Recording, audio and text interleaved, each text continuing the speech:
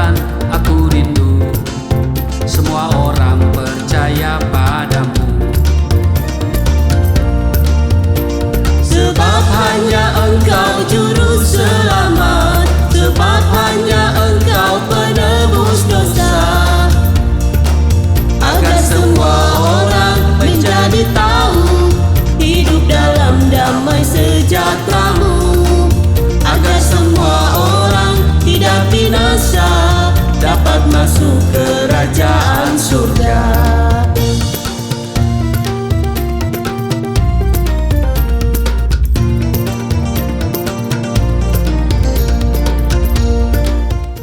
Shalom Bapak Ibu, sahabat Galilea yang diberkati oleh Tuhan Yesus. Kembali bersama saya Pendeta Muhammad Rusli Mono Arfa dalam program Sahabat Galilea. Bapak Ibu, mari siapkan diri seperti biasa. Kita akan membaca, kita merenungkan firman Tuhan sebelum kita melakukan kegiatan kita di hari ini. Baik, kita berdoa. Segala kemuliaan hanya bagi-Mu Bapa, di dalam nama Tuhan Yesus. Kami mengucap syukur buat kasih setia-Mu yang Engkau tunjukkan kepada kami. Engkau telah menjaga, menyertai dan memberkati istirahat tidur kami di sepanjang malam yang telah berlalu. Dan oleh kemurahan-Mu saja kami ada sebagaimana berada.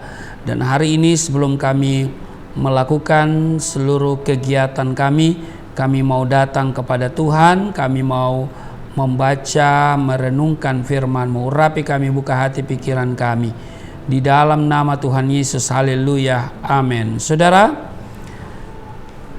kita akan melihat satu ayat saja di Yohanes pasal 13 ayat 15. Ini Yesus membasuh kaki murid-muridnya. Kalau saudara baca di ayat 1 sampai dengan ayatnya yang ke 20. Nah, di ayat 15 dikatakan begini Bapak Ibu, di ayat 15. Sebab aku telah memberikan suatu teladan kepada kamu supaya kamu juga berbuat sama seperti yang telah kuperbuat kepadamu. Perhatikan Bapak Ibu bahwa ketaatan secara mutlak kepada kehendak Bapa di surga adalah prinsip yang menguasai seluruh kehidupan Tuhan Yesus saat menjalankan fungsi pelayanannya di bumi. Tidak sekalipun ia menentang apa yang menjadi kehendak Bapanya, seperti katanya di dalam Yohanes pasal 4:34, makananku ialah melakukan kehendak Dia yang mengutus aku dan menyelesaikan pekerjaannya. Oleh karena itu, Tuhan Yesus menghendaki saudara dan saya, kita semua selaku umatnya, senantiasa meneladani dan mau belajar tentang cara hidupnya. Amin. Bahkan kita harus hidup sebagaimana Kristus telah hidup. Jadi hidup sebagaimana Kristus telah hidup, ini adalah bagaimana cara Yesus hidup. Itu yang harus kita pelajari, ya. Semasa berada di bumi, Tuhan Yesus tidak pernah berhenti yang namanya bekerja, melayani. Amin. Dan salah satu keteladanan yang ditunjukkan adalah dalam hal berdoa. Dalam hal apa? Berdoa. Nah, doa adalah kekuatan dan bagian terpenting dalam pelayanan Yesus. Itulah rahasia kehidupannya. Dia, Yesus, senantiasa menyediakan waktu untuk bercakap-cakap dan membangun persekutuan dengan Bapanya. Kalau kita lihat misalnya di Markus pasal 1 ayat 35, pagi-pagi benar waktu hari masih gelap, ia bangun dan pergi keluar, ia pergi ke tempat yang sunyi dan berdoa di sana. Jadi disebutkan juga bahwa sebelum Yesus memanggil ke-12 muridnya, kalau kita baca di dalam Lukas pasal 6 ayat 12, di sana dikatakan begini, pergilah Yesus ke bukit untuk berdoa dan semalam-malaman, ya kan, semalam-malaman ia berdoa kepada Allah. Ya Bapak Ibu, Bukanlah suatu kebetulan pula jika Tuhan Yesus sering melibatkan dan memberi kesempatan kepada murid-muridnya untuk menyaksikan bagaimana ia berdoa kepada Bapa, seperti saat di Taman Getsemani. Di Matius pasal 26 ayat 36 mencatat, "Duduklah di sini sementara aku pergi ke sana untuk berdoa." Yesus berkata kepada murid-muridnya, "Duduklah di sini sementara aku pergi ke sana untuk berdoa." Nah, murid-muridnya dapat melihat dengan mata kepala mereka sendiri bahwa Yesus begitu intim dengan Bapanya. Meskipun demikian, Tuhan Yesus tidak pernah memaksa murid-muridnya. Dia tetap terus berdoa sampai mereka sendiri tergerak minta diajarkan oleh Yesus Kristus bagaimana harus berdoa. Ya kan? Lalu pada saat yang tepat Tuhan Yesus mulai mengajar kepada mereka tentang prinsip-prinsip dasar doa. Itu kalau kita baca di Lukas, ya, di Injil Lukas pasalnya yang ke-11 mulai dari ayat 1 di sana Bapak Ibu baca, ya, hal berdoa, ya kan? Pada suatu kali Yesus sedang berdoa di salah satu tempat. Ketika ia berhenti berdoa, berkatalah seorang dari murid-muridnya kepadanya, "Tuhan, ajarlah kami berdoa sama seperti yang diajarkan Yohanes kepada murid-muridnya." Terus saudara baca itu, ya. Jadi Bapak Ibu, jika Tuhan Yesus saja sangat, sekali lagi, sangat memperhatikan jam-jam doanya dan senantiasa menyediakan waktu khusus untuk bertemu dan bercakap-cakap dengan Bapanya, apalagi saudara dan saya, apalagi kita semua. Amin. Bukankah seharusnya kita juga demikian? Betul? Namun biasanya kita berdoa dengan all out begitu, ketika kita punya masalah saja. Nah itu kan, orang kalau punya masalah dia berdoa dengan sungguh-sungguh, ya kan?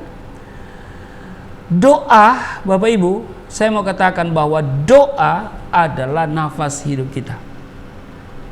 Amin. Selama kita berdoa berarti selama itu kita hidup. Kalau kita tidak berdoa berarti kita tidak hidup. Karena doa adalah nafas hidup orang percaya. Karena itu walaupun berat masalah yang engkau hadapi, penyakit yang engkau derita, jangan lupa bernafas. Ya kan? Artinya jangan lupa berdoa. Karena itu di dalam Kolose pasal 4 ayat 2 menekankan di sana bahwa bertekunlah dalam doa. Injil Lukas pasal 22 ayat 39 mencatat, "Lalu pergilah Yesus keluar kota dan sebagaimana biasa ia menuju Bukit Zaitun, murid-muridnya juga mengikuti dia." Tuhan Yesus Kristus telah memberikan suatu teladan kepada saudara dan saya tentang kehidupan doanya, di mana dia senantiasa menyediakan waktu untuk bercakap-cakap dengan Bapanya saat pagi masih gelap. Bagi Yesus Kristus, Bapa adalah segalanya. Keintiman dengan Bapa inilah yang kemudian menjadi kekuatan dalam pelayanan Tuhan Yesus. Alkitab tidak pernah mencatat bahwa Yesus merasa bosan atau jemu berdoa. Justru dia begitu teguh menjalankan waktu-waktu tetapnya, ya kan, berdua dengan Bapa dalam doa. Hal ini juga yang dilakukan oleh Daud. Seperti katanya di dalam Mazmur 57 ayat 9, "Bangunlah hai jiwaku, bangunlah hai gambus dan kecapi, aku mau membangunkan fajar." Daud mencari hadirat Tuhan terlebih dahulu sebelum memulai segala sesuatu. Itu sebabnya tayangan ini hadir lebih awal, yaitu jam 4.30 waktu Indonesia bagian Barat. Memang di sini kita masih gelap ya. Tapi kalau sudah di Indonesia bagian tengah jam 5.30 udah terang. Apalagi di waktu Indonesia bagian timur jam 6.30. Ya kan? Tetapi Bapak Ibu, ya saya mau katakan bahwa sebelum kita memulai segala sesuatu, mari kita datang kepada Tuhan. Kita berdoa kepada Tuhan. Demikian juga Daniel. Daniel memiliki tempat dan waktu khusus di mana ia secara teratur berdoa. Dalam Daniel pasal 6 ayat 11 dikatakan, dalam kamar atasnya ada tingkap-tingkap yang terbuka ke arah Yerusalem. 3 kali sehari ia berlutut, berdoa serta memuji Allahnya seperti yang biasa. Sekali lagi, seperti yang biasa dilakukannya. Ya kan? Inilah kekuatan Daniel sehingga ia tetap hidup berkemenangan meski berada dalam situasi-situasi gawat. Contohnya, di saat Raja Darius melarang seluruh rakyatnya menyembah apapun selain kepadanya, ya kan? Dan raja sudah memberikan ketetapan siapapun yang melanggar titah raja akan menanggung akibatnya. Namun Daniel, kita tahu, yang memiliki keberanian berkata tidak. Kehidupan Daniel menjadi kesaksian karena dia sangat dekat dengan Allah melalui jam-jam doanya. Bagaimana dengan saudara? Apakah saudara berdoa secara teratur dan dengan disiplin? Karena itu saya mau katakan, mari kita bangun. Amin. Berdoa teratur dan disiplin adalah kunci memiliki kehidupan berkemenangan. Amin. Tuhan Yesus memberkati. Mari kita berdoa. Terima kasih untuk hari ini. Kami diajarkan untuk seperti Tuhan Yesus yang selalu berdoa kepada Bapanya, dan dia selalu mengutamakan Bapanya, dan dia datang ketika waktu masih gelap untuk berdoa. Terima kasih Tuhan. Kiranya kami pun dapat meneladani cara hidup dari Yesus Kristus. Kiranya seluruh sahabat Galilea hari ini terpelihara dengan sempurna, diberkati dalam segala hal. Apapun yang mereka kerjakan, Tuhan buat berhasil di dalam nama Tuhan Yesus. Haleluya. Amin.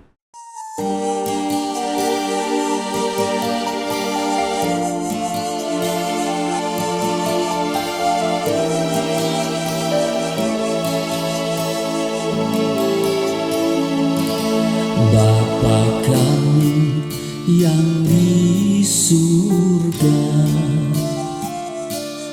dimuliakanlah nama-Mu.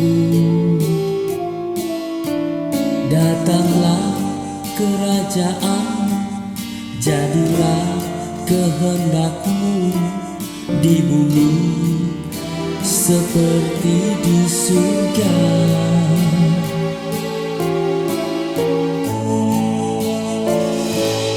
Berikanlah kepada kami makanan yang secukupnya. Ampunilah dosa kami seperti kami mengampuni orang yang bersalah pada kami.